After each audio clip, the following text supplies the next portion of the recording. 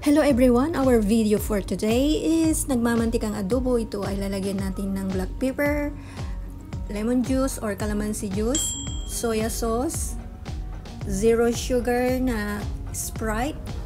Ilalagay na lahat.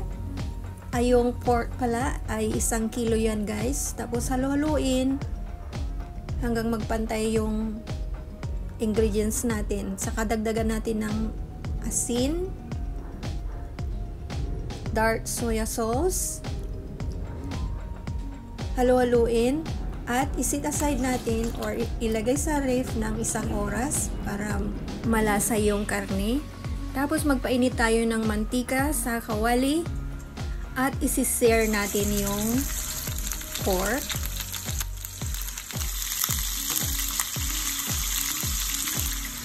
Bahagya lang guys. Pag nag-brown ay baliktarin natin.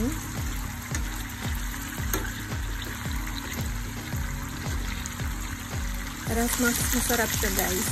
At matanggal yung lansa ng pork. So, kailangan isi-sear siya. Ayan. Gawin natin the same sa natira. Tapos, maghiwa ng sibuyas, ring size. At saka, mag-prepare ng black beans. May luya at bawang din. Ayan, tapos i-drain natin yung pork na pinirito ng bahagya.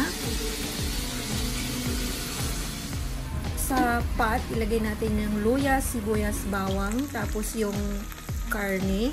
At saka ilalagay natin yung pinagmarinitan natin na sauce.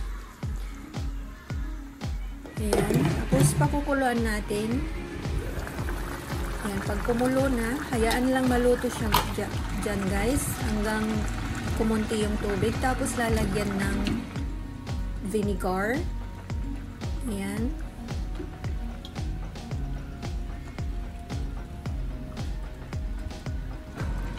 I-low fire lang natin guys, para maganda yung pagkaluto ng karne.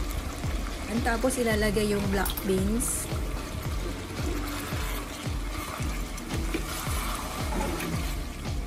At hayaan lang siya dyan ng mga ilang minuto.